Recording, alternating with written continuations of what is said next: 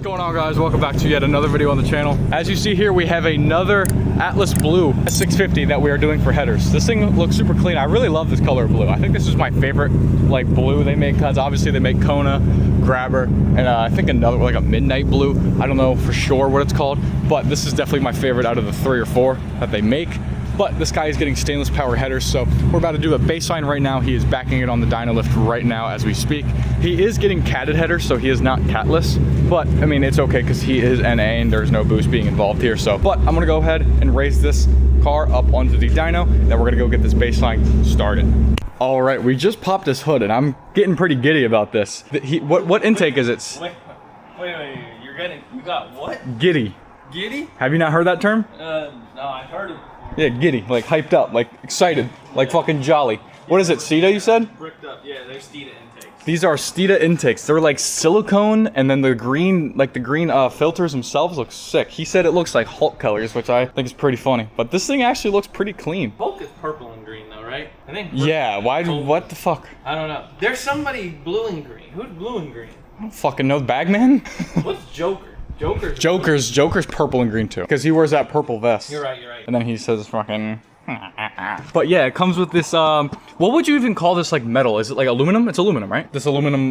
Yeah, they're probably aluminum pipes. Yeah. Aluminum with the. Oh, damn, that's hot, yeah, bro. I was gonna say the only thing I don't like about this is they're like, bro, touch the aluminum. Like, yeah, I fucking burn my hand. Cooking. I wonder what it does for the IETs. Yeah. Like, I wonder if I don't know. I guess we'll see. We'll see if it makes a bunch more on the dyno. But yeah, I like this thing. This thing does look pretty cool. But sorry, I just wanted to include that. Let's strap this bitch down.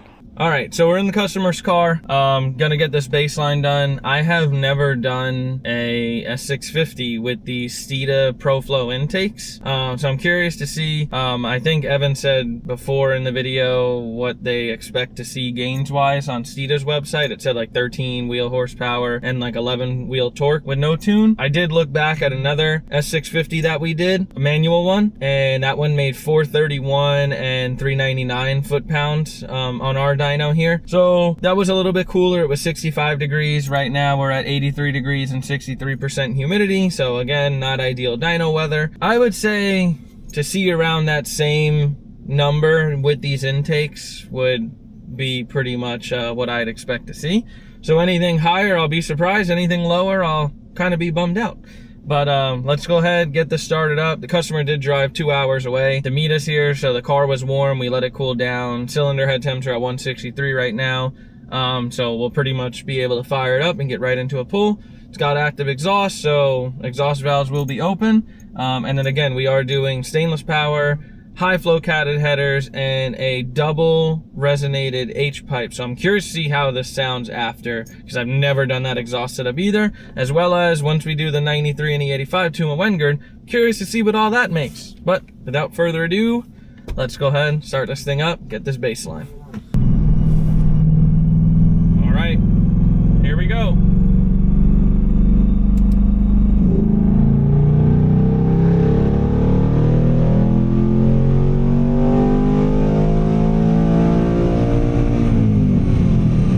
All right, 416 wheel horsepower and 380 foot-pounds of torque. So that's definitely a little upsetting. Again, the car is a little bit warmer. Head temps are at 204. Oil temp is at 188. And I can tell you this 93 that was in the car does not look like it was that good, because the car only saw about 20 degrees of timing. So that is definitely why the car made such low power, as well as cat enrichment kicked in. But yeah, to see, this is very low timing for an S650. Typically, if you guys watch our videos in the past, on good 93 on the Ford factory tune, we're typically seeing about 25 to 27 degrees. So this thing should pick up quite a bit with some good 93 in it. And then on E85, it should really wake it up. So let's go ahead, get this thing unstrapped, get the headers installed, the resonated H pipe, and get that Wengard tune loaded, and we'll see you guys shortly. All right, it is the end of the day, unfortunately. We did get the car done, but we did run into a little bit of exhaust problems. His connection pipes, we didn't realize we had to cut them down. So we were just trying to figure it out without cutting it down. But, you know, we just made the decision. We were like, you know, fuck it. Let's just cut it down. We made it work with the OEM exhaust. He did get a double resonated MBRP, aka like lethal, mid pipe. but I am super excited for how this thing is gonna sound. We've never done this much of a combination on the headers and exhaust. He did get stainless power. Obviously we do those a lot here, but he did get stainless power. We just wrapped it up. It's got the under tray on. But this is what the exhaust setup is looking like. This thing looks fucking sick. This was the double raised emitter I was talking about. And then, you know, stock exhaust, runs back stock tips. But this thing is sick as shit. So what we had to do was we had to cut the connection pipe down. It stuck out to like here. So we had to cut it down, make it a cat delete pipe almost. We can reuse those for the cat delete pipe, so I don't have to run out to fucking O'Reilly's every single time. But like I said, this is what it's looking like. Lethal performance right here, MBRP. And yeah, these are the headers. It's dark as shit, you can't even see. But let's hop right on the dyno and see how this thing sounds. All right, back in the customer's car, got the headers installed, got the lethal performance resonated double H pipe installed, Wenger's 93 tune loaded up. Curious to see what it makes. Temperature is about the same as before, 81 degrees, 67, 68% humidity. Again, this is high flow catted. It made 416 wheel horsepower and 380 wheel torque prior. It was pulling a lot of timing. It's still on the same 93. So I'm curious to see how much it'll pick up and how much timing will be in it and how much it's going to pull out. Wenger does tune, keeps knock sensors on, no turning knock sensors off, so it may not pick up too much on 93. E is probably where we'll see it. It is late, the end of the day, because we did have to modify this exhaust to make it all work, so it took much longer than we anticipated. So we're going to do this 93 pull, let it sit overnight, drain the fuel in the morning, put the E85 in, and then get the E85 tune on. For now, go ahead and get this thing started up. The exhaust is definitely very tamed. It is not loud at all. I'm curious to see how it sounds under watt, but let's go ahead and get this started. Here we go.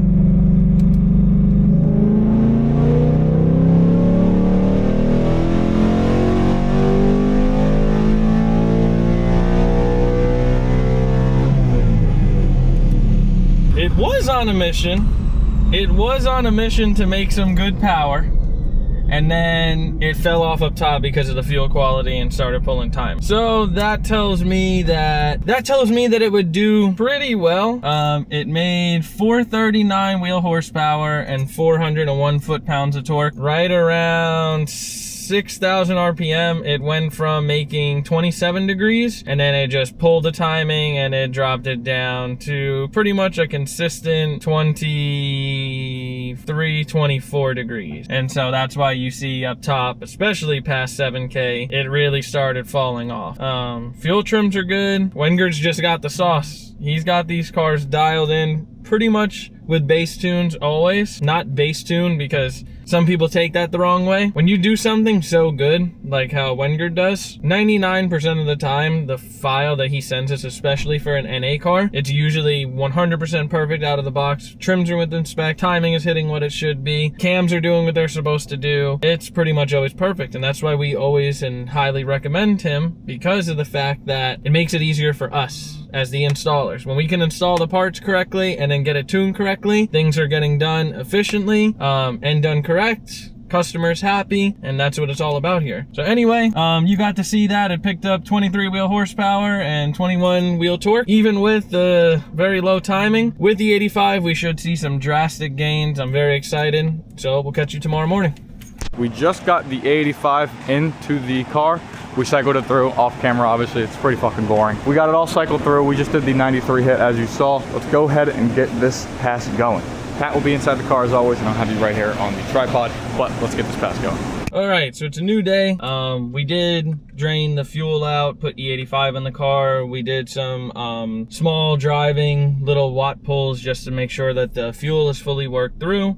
This customer is going back to 93 after this E85, which is a little bit unusual for what we normally do. We usually go from 93 to E, customer leaves on E. This customer lives, unfortunately, where he said E85 is not within like an hour of him. So we're just tuning it on E85 just so he sees that number and then putting it back onto 93 for him. So the car is warmed up.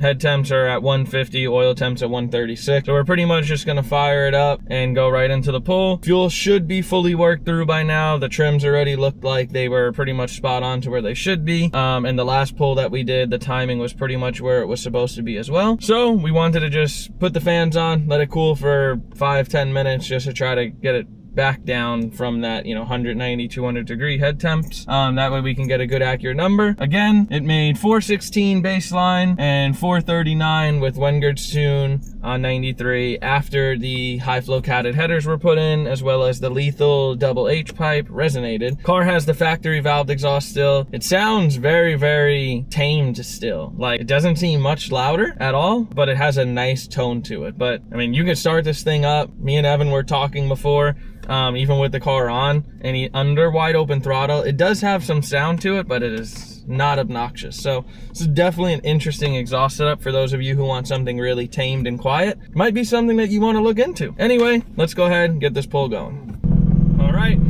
here we go.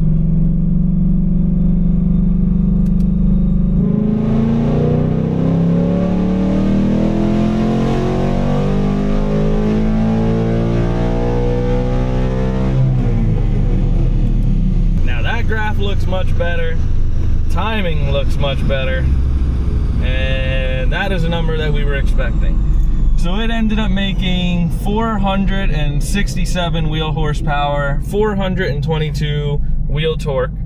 Timing was right where it should be. Car saw about 32 and a half degrees with the knock sensors allowing that.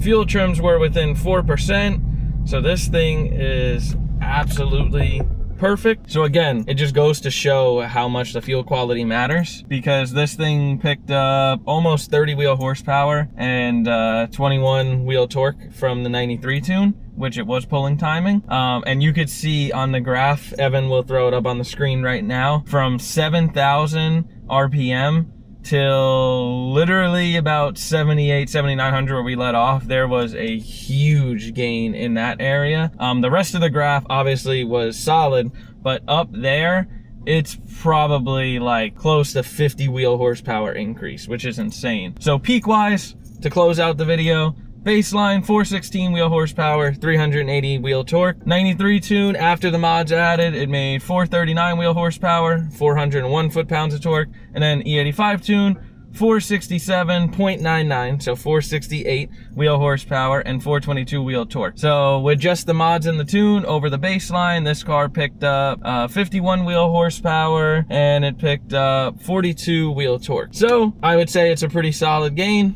Just as always, this car is gonna leave here, it's gonna be reliable, drivability is gonna be like stock or better.